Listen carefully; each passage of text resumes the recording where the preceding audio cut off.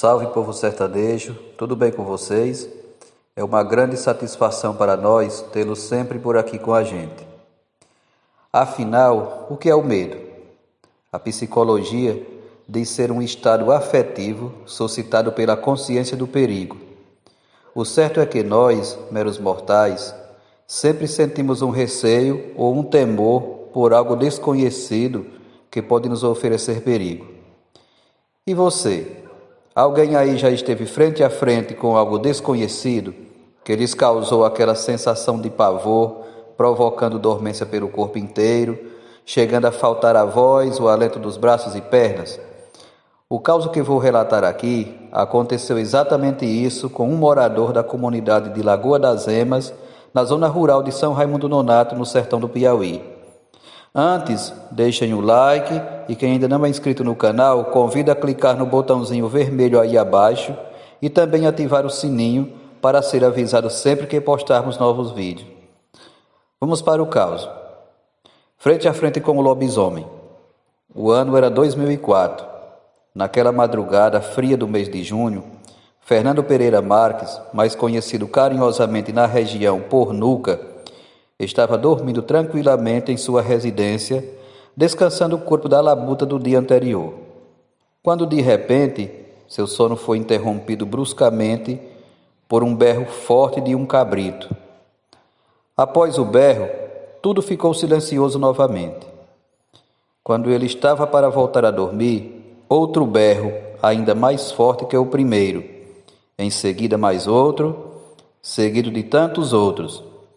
Ele imaginou logo que se tratava de um cabrito com a cabeça presa nos buracos do muro do colégio, que ficava bem próximo de sua residência. Pensou logo que se não fosse soltá-lo, com certeza amanheceria morto.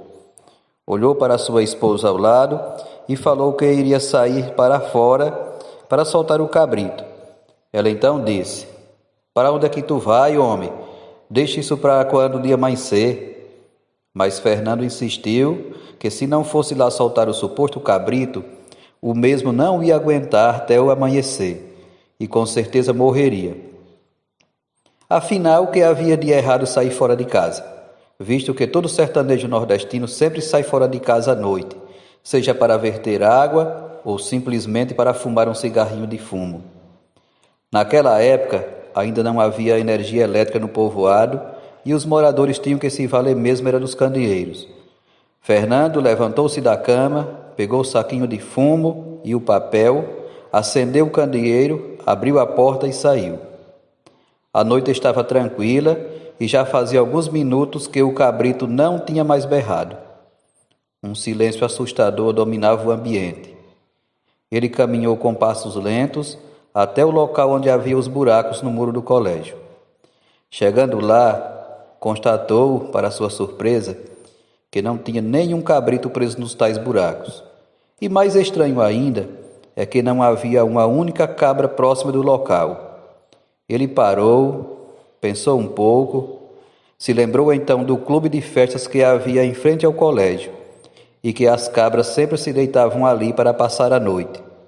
Caminhou lentamente em direção ao clube, mas quando chegou lá, percebeu logo as cabras deitadas, tranquilas, ruminando o que havia comido no dia anterior.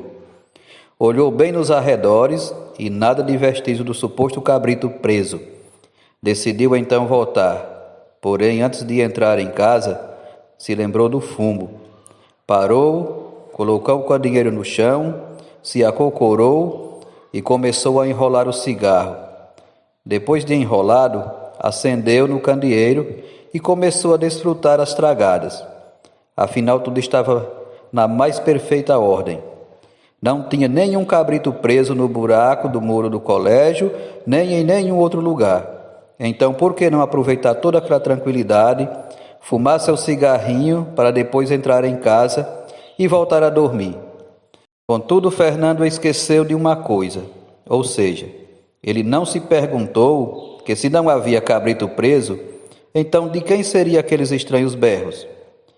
Continuava a tragar o cigarro sem se importar com o tempo, quando de repente o berro se fez ouvir bem próximo ao muro da escola. E dessa vez ainda mais forte que os anteriores. O espanto e a surpresa de Fernando foi tanta que ele não demonstrou reação nem para correr para dentro de casa. Mas o que se seguiu depois é que o fez tremer e gelar de pavor. Do local onde ele ouviu o berro, uma criatura que supostamente estava deitada ou sentada começou a se levantar até ficar totalmente de pé. Ele a descreve com uma forma humanoide, porém era bem alta e magra, com os braços finos e longos, as pernas eram longas e a cabeça era alongada, com poucos fios de pelo que desciam até a altura dos ombros. O rosto lhe chamou a atenção para os olhos fundos e as orelhas e nariz grande. A criatura olhou para ele por um instante, então começou a andar, sempre beirando o muro do colégio e sempre olhando para Fernando, que continuava de cócoras, paralisado pelo pavor. Porém, para a surpresa e alívio de Fernando, quando a estranha criatura chegou na frente da escola, saiu em um galope lento na direção oposta a ele. De vez em quando dava aquele berro pavoroso que imitava o berro de um cabrito novo, até que não se ouviu mais. Fernando permanecia no mesmo lugar, sem se mexer totalmente, paralisado. Tentou dar outra tragada no cigarro, porém não havia mais cigarro entre seus dedos. E nem ele sabia onde o tinha colocado. Tentou então se levantar, mas percebeu que suas pernas não podiam com seu corpo. Quando levantou, tentava caminhar, mas não tinha firmeza nas passadas. Era como se estivesse embriagado. Cambaleou até conseguir entrar em casa. Fechou a porta rapidamente e a trancou. Sentiu um pouco de alívio, mas teve que ir para o quarto apoiado pelas paredes da casa. Fernando é casado com uma irmã do Vaidico e reside também em Lagoa das Emas. Depois desse episódio, ele ainda passou por outra situação semelhante, mas isso é uma outra história. E você, diante de uma situação semelhante a que Fernando passou, sentiria medo? Deixe um comentário.